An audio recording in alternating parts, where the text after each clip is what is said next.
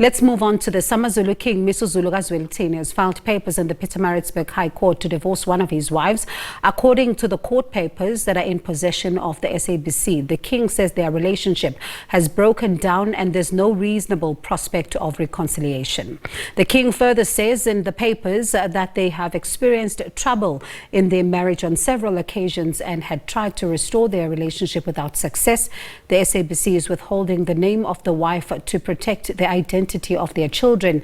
Meanwhile, the attorney of the Queen, Melusi, has issued a statement confirming that divorce papers have been filed. He says he's not at liberty to discuss the merits of the case. He says King Misuzulu and his client are married in a civil union. All right, so let's stay with this particular story now, and we speak then to someone who has a bit of knowledge on what is going on there. Let's welcome Nontombi Velelo, who's a sociology lecturer and social sciences program director at the University of the Free State. Thank you so much for your time this afternoon. I mean, certainly when you look at, some responses from those who are cultural experts on this particular issue, they do have mixed reactions. Others are saying that, it's not shocking. He's a young king. He may be allowed to make mistakes if he is. Others are saying that it's unheard of. What do you say? How do you react to what's going on? Thank you for inviting me. And I actually do believe that this must have caused some level of confusion and some level of also possible division among the Zulu nation in terms of, like you said, this is in our times unheard of. However, I think it is important to take note of the changes that are currently happening in the monarchy, looking at the current king of the Zulu nation. When I talk about such changes, I talk about one should take into consideration the socialization process that he has undergone, and the influence. Where did he spend most of his time in terms of his lived experience, which can also be to some extent attached to the Western ways of being. So I do believe that for those who are actually holding or are actually custodians of the Zulu values and norms, must see this as a taboo, particularly in a polygamous marriage. So is it, and I'm going to get to that in the civil union in just a moment, but listening to what you're saying, then can we link it to modernization, as you say? When you look at the king, the current king himself, taking it back to actually how he presents himself compared to the predecessor, who is his father, you can see that he is quite modern in his ways of being. And perhaps spending some time abroad has also influenced his ways of thinking about the Zulu cultural norms and values. And also remember that lived experience actually just also design a specific kind of person or a specific kind of leader that you are going to be for your nation. So the king is in the position to show us that he can actually make some major cultural changes, of which I believe to him they are not that much considered as a taboo, but a norm. Like, it is a normal when a marriage is not working out for people to say, you know what, there's no way we can reconcile, we can go for a divorce. However, in this case, because he's the king of the Zulu nation and he's supposed to be holding adhere to the traditional norms, the cultural norms and values of the Zulu nation, it might be seen as a taboo. But it also shows that culture is not static.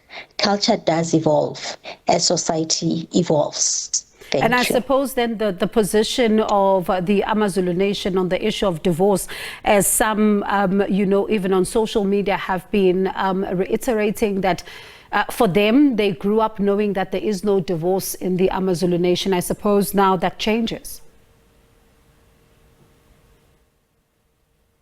I do get or understand the responses of the Zulu Nation on socials, particularly when it comes to the issue of divorce in the royal family.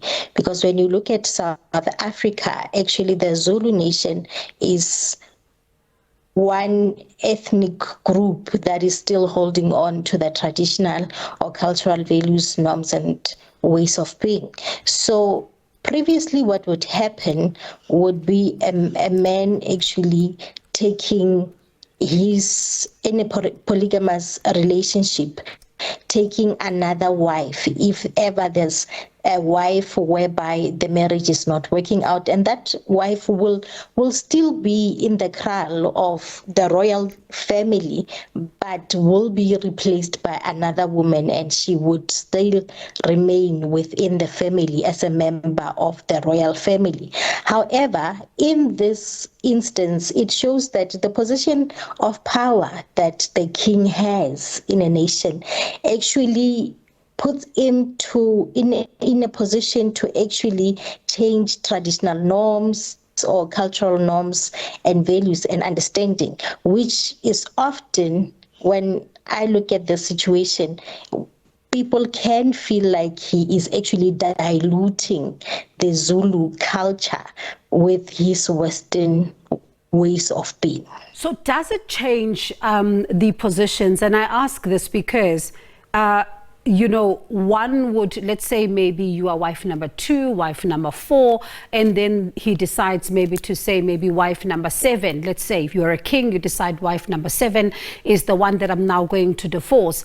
Does it mean that wife number 7's vacancy is now up for grabs, or do you then move up a number to, how does it all work?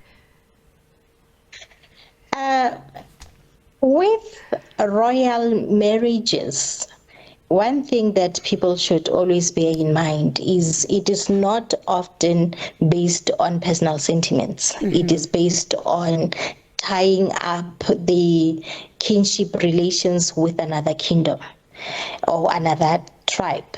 So in some cases, some of these marriages are arranged. But it doesn't really mean that you are number 7, therefore then you are going up number 6. Mm-hmm. The one who's coming after the one who is left will also know the position that there was someone holding this position.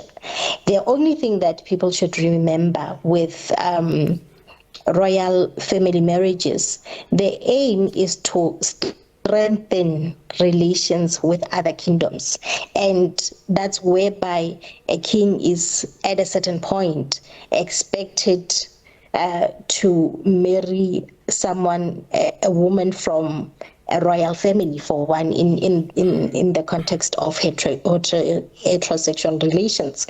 Now also it is important to note that, let us take it back to the time when his father passed on and his mother passed on, and there was that contention of who is next to take up the chieftaincy. When you look at the history of this whole, what was being said on media, his mother actually was not the principal wife. She was, the principal wife was just she was the great commoner. wife. Yeah. And the supporting wife was actually the one who her son became the successor of his father because she was a princess of Swaziland. So we need to remember that in some cases, some of these marriages are not, the royal families do know the kind of ties they want to establish or bonds that they want to keep or tighten up. And that can also be done through arranged marriage. So it is not a matter of who is getting to the next position, but it is the matter of the function of this polygamous relationship. What is one of the functions? And one of the functions is actually tying up bonds with or strengthening relations with other kingdoms. Yeah. So staying with this polygamous setup, right? Remember when there was that battle in court with the first queen, you know, his mother, who would have been married to the king, because that's how they are called, not necessarily his blood mother. She had claimed that she had a civil union with the king. And now we see a letter from the attorneys of the queen that he is divorcing. They are saying that he was also in a civil union with her. And one then, you know, looks at these dynamics. How do they begin to play out? Because others would be married customarily, and then there would be one married in a civil union. How do these dynamics then play out? When you look at our South African white paper on marriages, which was published in 2020, it gives recognition to customary, and when you look at the royalty part of it, I think it does give recognition to the traditional wife that is being chosen by the royal family. And option number 2 gives recognition to the traditional wife and supporting wives. Now, the supporting wives are the ones that, if ever the principal wife is not in a position to give an heir, actually, to take over the father's lineage, like to continue with the legacy of kinship or royalty, that's when the supporting wife is coming into play. So that's when the king is actually expected to take the second wife. So in this manner, one should be asking oneself, because what is the position of this woman? It would be interesting to know. In as much as I've heard in the introduction that you would like to protect the identity of the woman, but it would be interesting to know that the role, like, was she a principal wife? Was she a supporting wife? And that would also give an indication of who this person was and how to move forward.